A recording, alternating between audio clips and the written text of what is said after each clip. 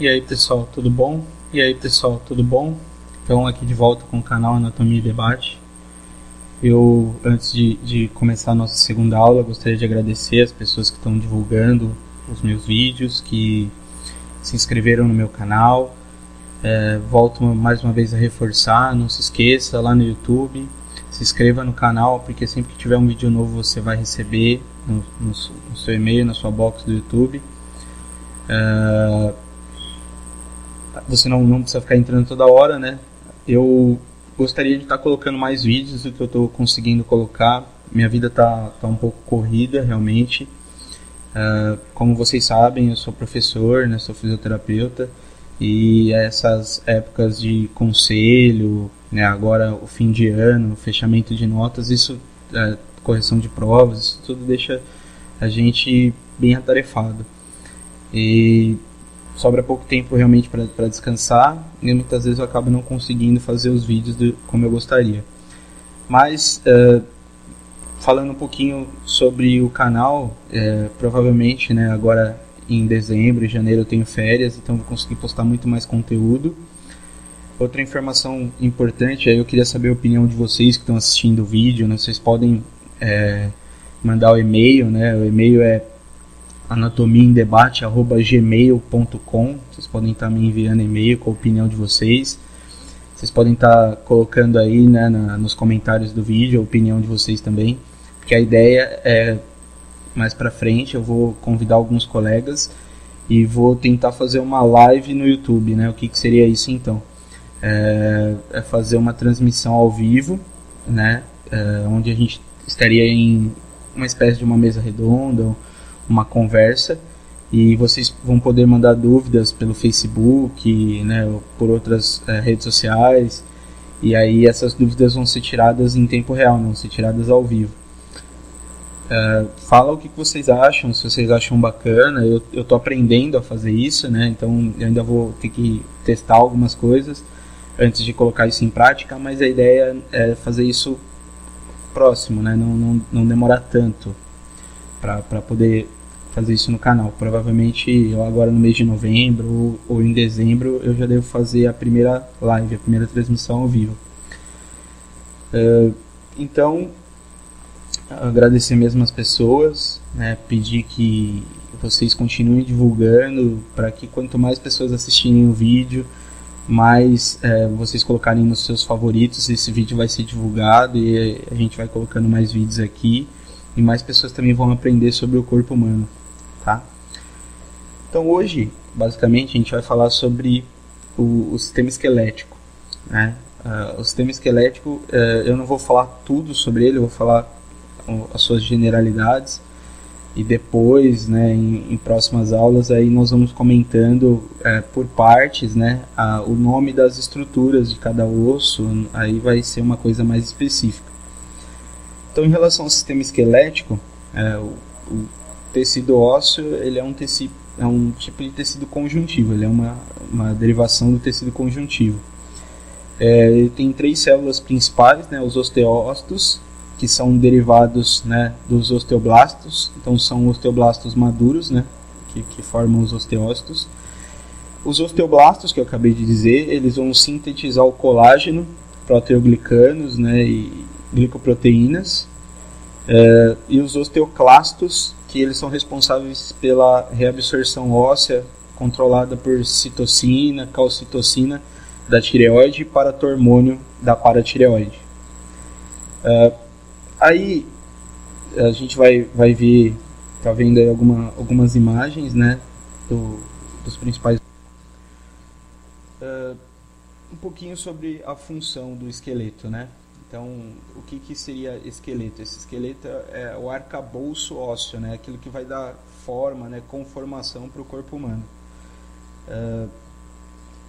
Ele tem 2 partes, né? Ele tem a parte inorgânica, que é composta por é uma parte mineral, né, composta por sais minerais, principalmente cálcio e fósforo, né, e ainda a gente tem esses cristais que formam a hidroxiapatita, tá? Então 50% aí do osso é parte inorgânica e os outros 50% são parte orgânica, né, colágeno 95% da parte orgânica é colágeno. A gente também tem proteoglicanos e glicoproteínas como parte orgânica.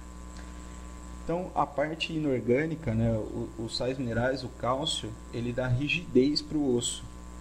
Já a parte orgânica, o colágeno, ela dá flexibilidade ao osso. Por quê?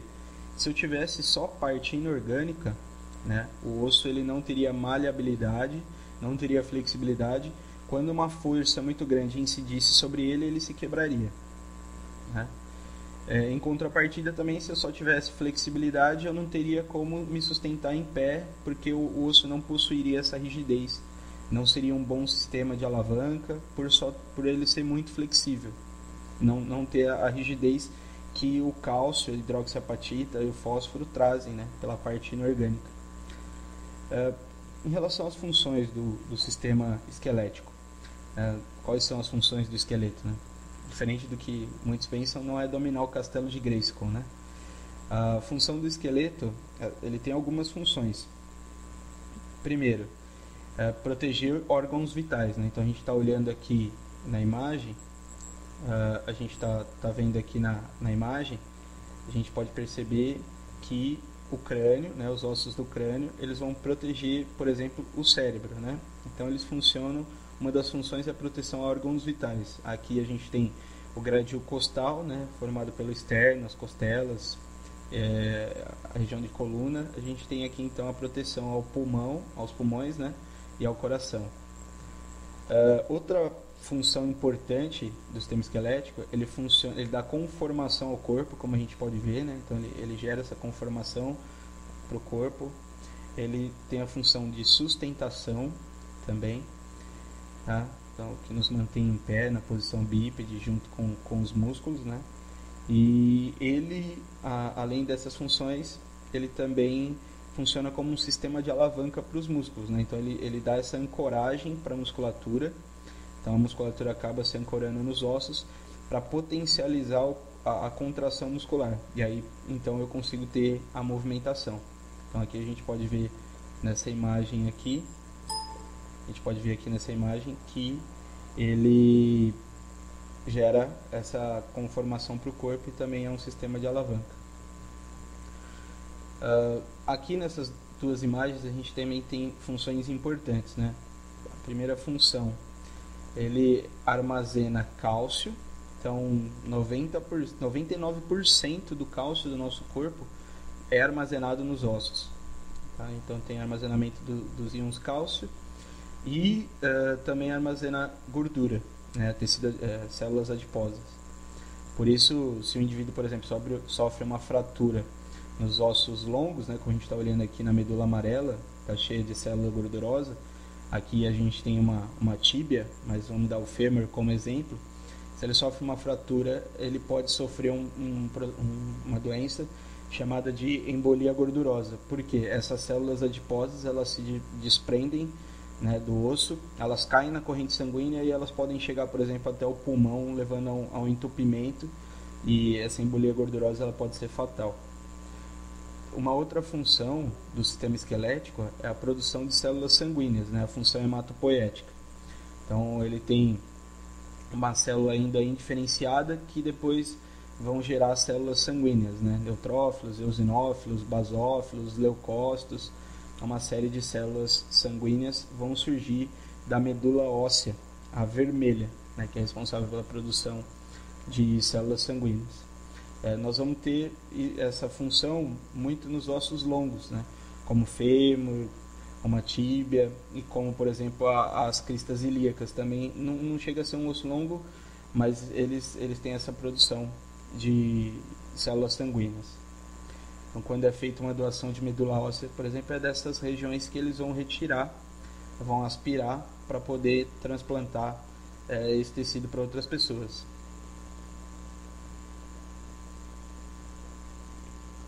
Aqui, então, mostrando para vocês um pouquinho da estrutura de um osso. Então, nós temos aqui, a gente pode observar, né? Então, esse aqui é o fêmur, um osso longo. Não, perdão, fêmur não. Esse aqui é o húmero, um osso longo. A gente tem aqui a cavidade, né? Aqui a região onde vai se alojar a medula óssea. tá? A gente tem aqui o endósteo e tem essa camadinha aqui que é o periósteo. Um pouquinho mais para frente eu vou comentar mais sobre eles. A gente também tem o osso esponjoso, esse trabeculado ósseo. Ele é desse jeito para poder receber impacto, e o osso compacto, mas já já eu falo mais sobre eles também. Nós temos a cartilagem articular, que reveste o osso na região onde acontece a articulação de ossos. A gente também tem aqui essa parte, né, é a epífise proximal, a epífise distal, a metáfise, que é uma região de transição entre epífise e diáfise, e aqui a região de diáfise, que é essa região central do osso. Então, são as estruturas que formam aí. Nessa linha epifisiária é uma das linhas que é uma das regiões onde vai acontecer o crescimento ósseo, né? Então, a gente vai encontrar isso principalmente em crianças, adolescentes, né? O indivíduo na fase adulta, essa epífise ela já vai estar fechada, né? Não vai ter mais já vai estar ossificada, não vai ter mais o crescimento ósseo. A partir de homens após os 21, 22 anos, mulheres também após os 24 anos, já não tem mais esse crescimento ósseo.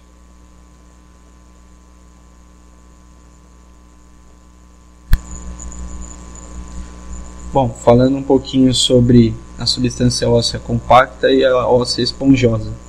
Então aqui a gente pode reparar, né, o osso esponjoso ele é todo furadinho, assim, ele tem esse trabeculado, enquanto o osso compacto ele é bem rígido.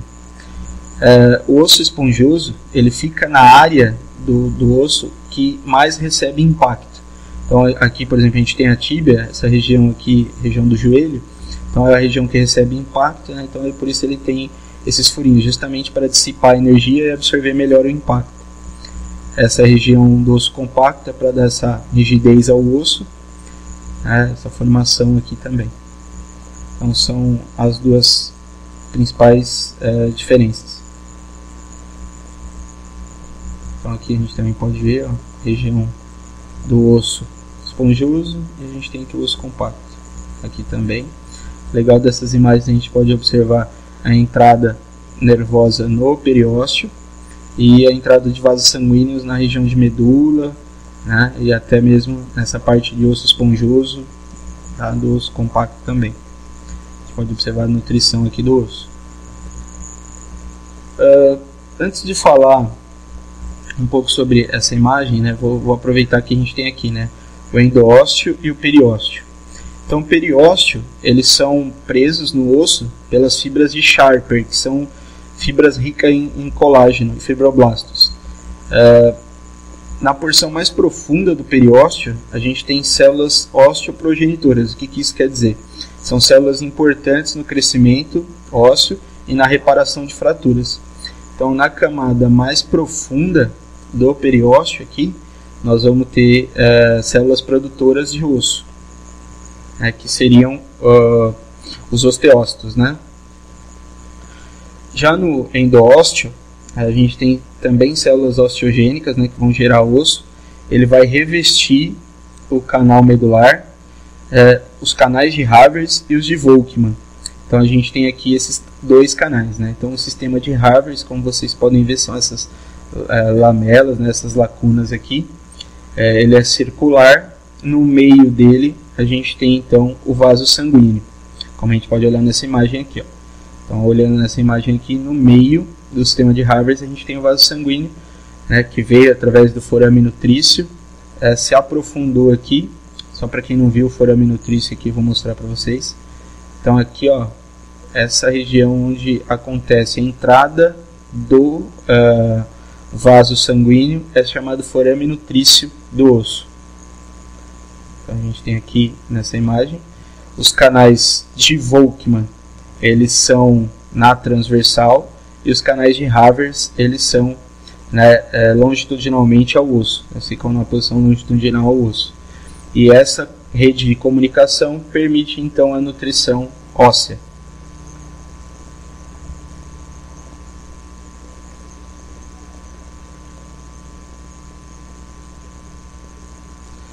Falando aqui um pouquinho nessa imagem, a gente tem a parte de ossificação a parte de ossificação primária e ossificação secundária. Antes de comentar um pouquinho sobre a ossificação, uma informação que eu tinha esquecido e é importante falar. O recém-nascido, vou voltar aqui umas imagens, o recém-nascido ele tem mais medula óssea vermelha do que medula óssea amarela. Então aqui a gente está mostrando a medula óssea amarela, essa imagem aqui, e essa região aqui também tem medula óssea vermelha, né, para a produção de células sanguíneas. Com o passar da idade, essa medula óssea vermelha ela vai sendo infiltrada por tecido adiposo, então ela vai virando uma medula óssea amarela. Então o indivíduo idoso ele tem mais medula óssea amarela do que medula óssea vermelha.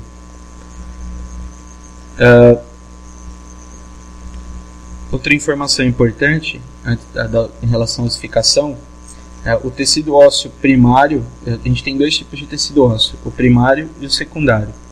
O primário ele é presente em maior quantidade em recém-nascidos, logo após fratura, tá? Na parte dos alvéolos dentários, no crânio e em pontos de inserção de ligamento, musculatura, a gente tem mais osso primário.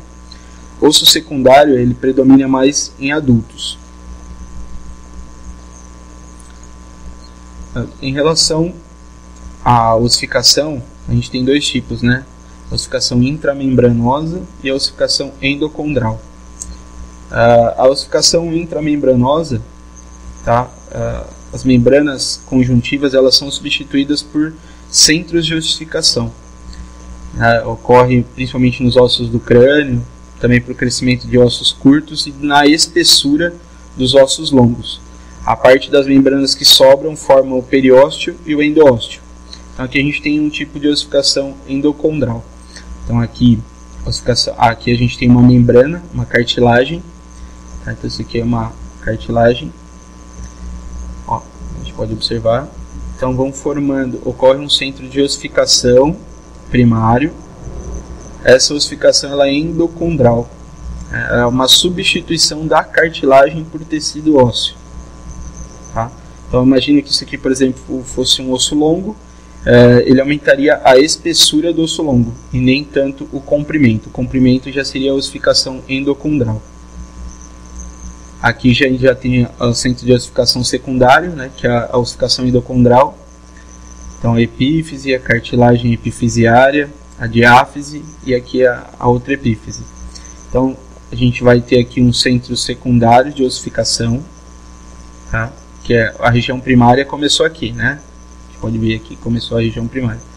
Então na epífise começa o centro secundário, tá? E não na diáfise, como a gente tinha na imagem anterior aqui na região de diáfise. Aqui a gente já tem o centro secundário, então, ó, o desaparecimento da cartilagem epifisiária, né? Porque ele vai se desenvolvendo, tá? Nessa região aqui do disco epifisiário. É ali que acontece a maior parte da ossificação secundária. Então, ela principalmente, né, ela ocorre na formação de ossos curtos e longos. O tecido cartilaginoso, né, esse tecido da cartilagem hialina aqui, substituído por células ósseas. Uma informação importante, a remodelação óssea é cerca de 200 vezes mais rápida na criança do que nos adultos. Então a gente pode observar a epífise. Tá? Aqui a gente tem a cartilagem epifisiária. Aqui aconteceu o centro de ossificação primário, substituição de cartilagem. Ocorreu calcificação na cartilagem e aqui tem o desenvolvimento no disco epifisiário. Aqui a gente tem o centro secundário de ossificação.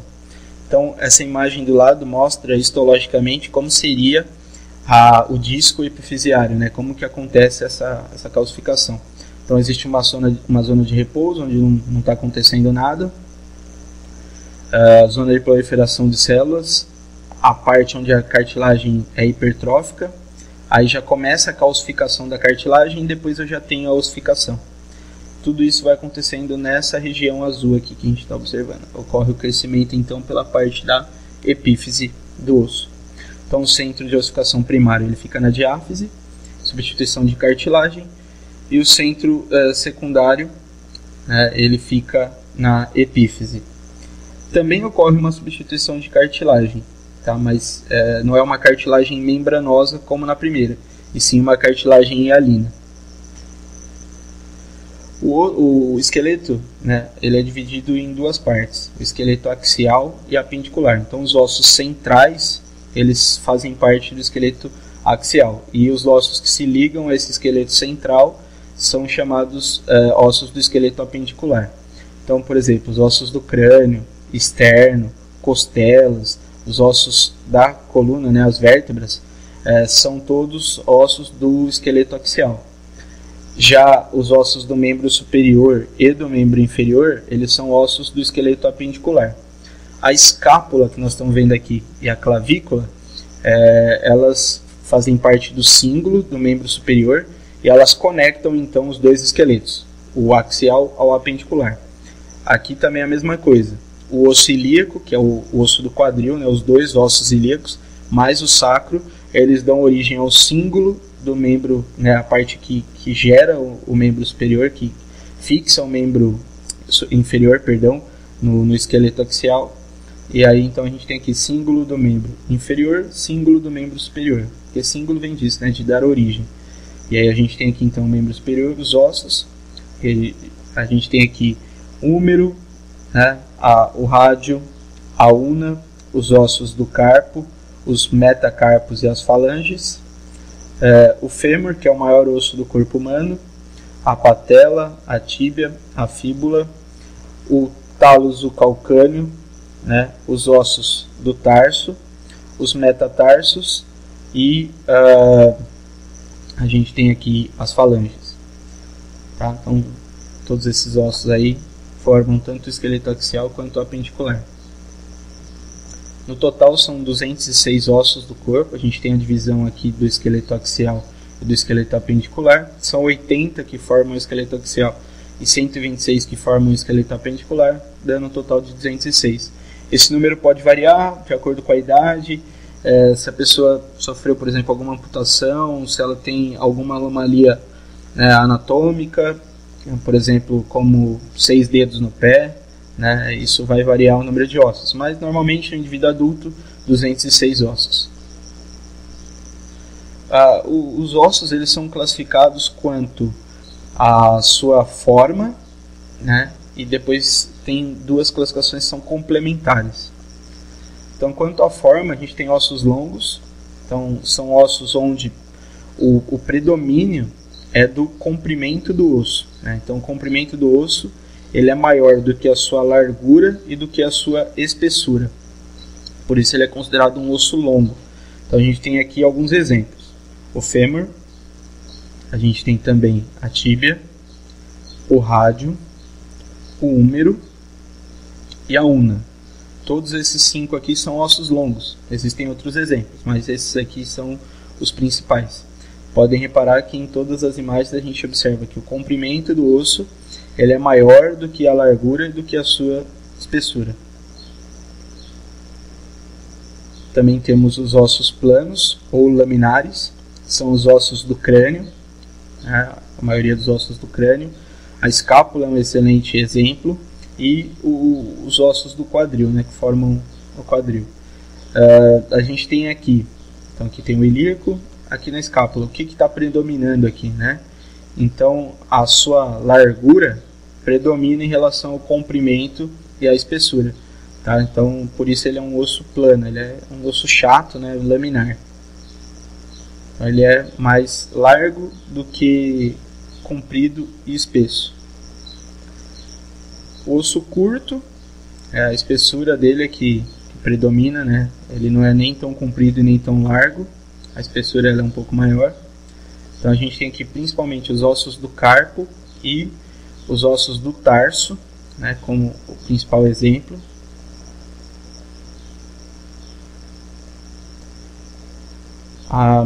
Os ossos irregulares eles não têm uma forma muito bem definida. Então você não consegue dizer o que está predominando, se é o comprimento, se é a largura, se é a espessura. Então a gente tem aqui o osso temporal, tem uma forma mais irregular, e as vértebras principalmente, né? Então a vértebra cervical, uma vértebra torácica e uma vértebra lombar. Todos esses são exemplos de ossos irregulares.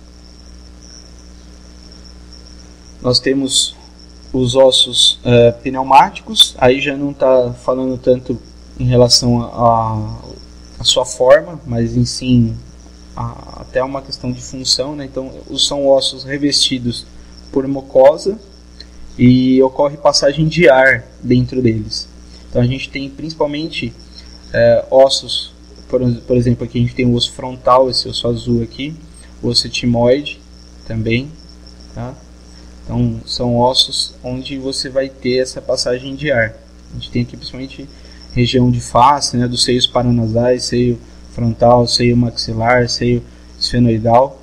Todos eles, o osso maxilar, por exemplo, ele é um osso pneumático. Os ossos sesamoides. Até então, eu sempre ouvi muita gente falar que osso sesamoide era um osso extranumérico, né? Então seria além desses 206. E na verdade não é essa a definição. O osso sesamoide, ele é um osso que ele funciona como uma espécie de roldana, né? Ele aumenta, ele potencializa a contração muscular, tá? Então ele serve como realmente uma roldana para poder aumentar a força de contração do músculo.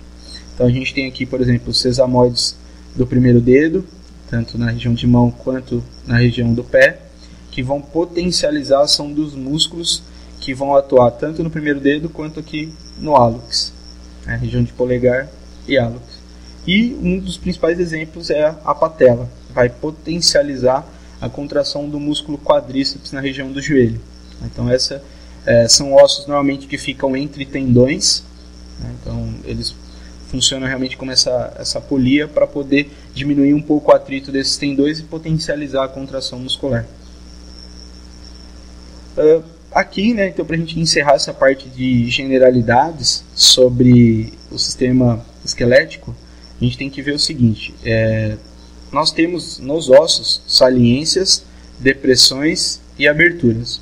Então as saliências, elas vão articular os ossos, vão servir para fixação de músculos, ligamentos e cartilagens.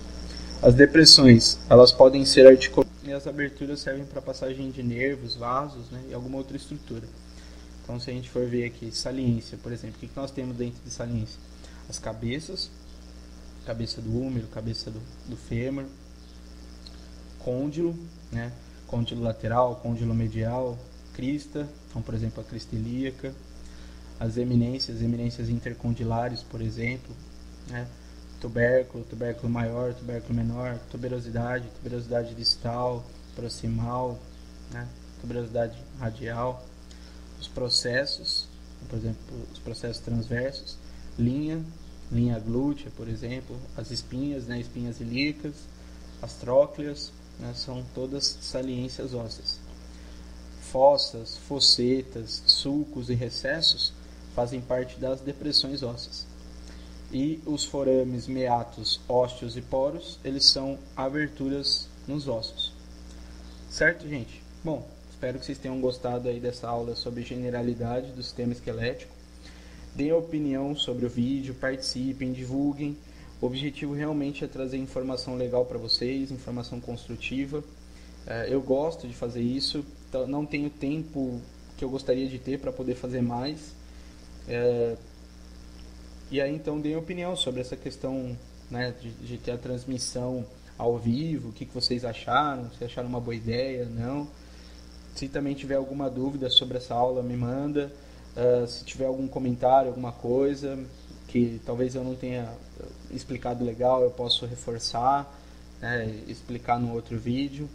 Então eu peço realmente a opinião de vocês aí do que vocês acharam. Se ficou bacana, eu só peço então que vocês vão aí embaixo no vídeo, né, para quem está assistindo no YouTube, vai aí embaixo, dá o joinha que ajuda na divulgação do vídeo, coloca o vídeo na lista dos favoritos do YouTube, que também ajuda na divulgação. Quem sabe a gente consegue fazer isso aí parar lá nos vídeos mais assistidos do YouTube, né, naquela página inicial, assim que a gente abre o YouTube, naquela top list do YouTube. Eu agradeço então a atenção de vocês, fiquem com Deus, é isso aí, Anatomia em Debate, logo eu tô de volta. Abraço, gente, tchau, tchau.